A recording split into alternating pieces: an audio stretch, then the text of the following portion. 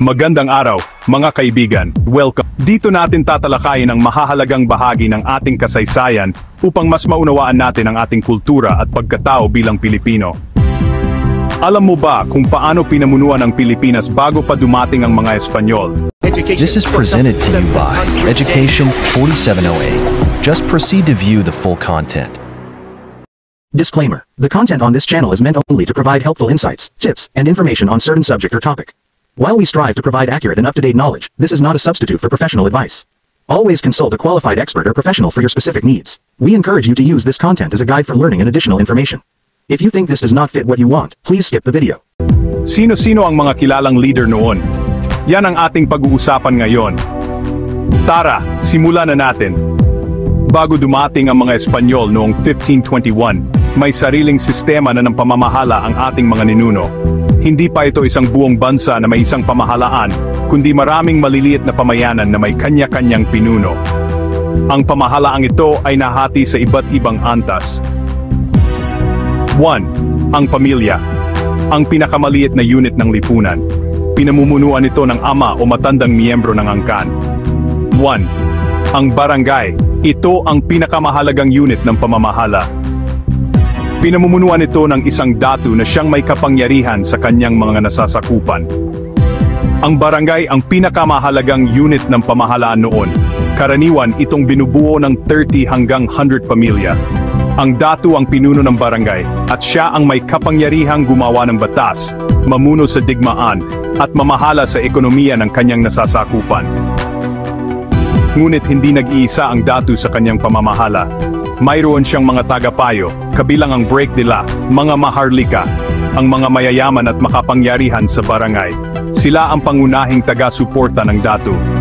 Babaylan, mga espiritual na leader at manggagamot. Malaki ang papel nila sa panlipunan at relihiyosong aspeto ng barangay. Timawa, mga malalayang mamamayan na naglilingkod sa datu kapalit ng proteksyon. Aliping namamahay at aliping sa guigilid, mga taong may utang o bihag ng digmaan na nagsisilbi sa datu o maharlika.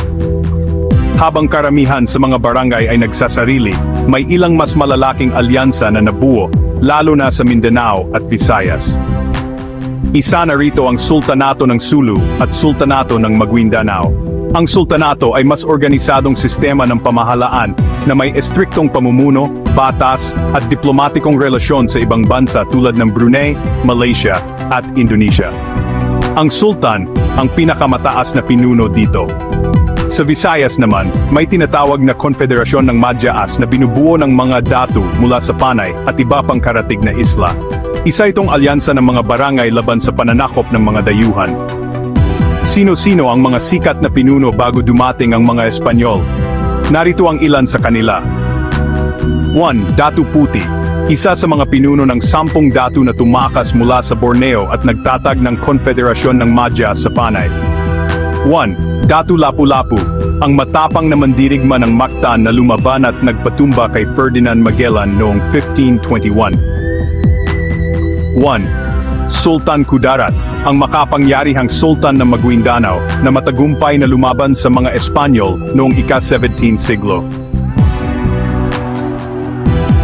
Dayang Kalangitan, isang reyna sa Luzon at isa sa mga natatanging babaeng pinuno sa pre-colonial na Pilipinas.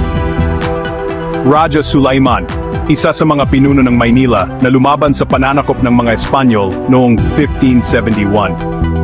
Kaya bago pa man dumating ang mga Espanyol, mayroon ng maunlad at organisadong sistemang pampulitika sa ating bansa. May mga barangay na pinamumunuan ng datu, may mga alyansa tulad ng sultanato, at may mga pinuno na nagbigay ng inspirasyon sa ating kasaysayan. Sana ay may natutunan kayo sa ating episode ngayong araw. Kung gusto niyo pa ng ganitong klaseng talakayan, huwag kalimutang i-like, i-share at mag-subscribe dito. Hanggang sa susunod, mga kaibigan. Thanks for watching.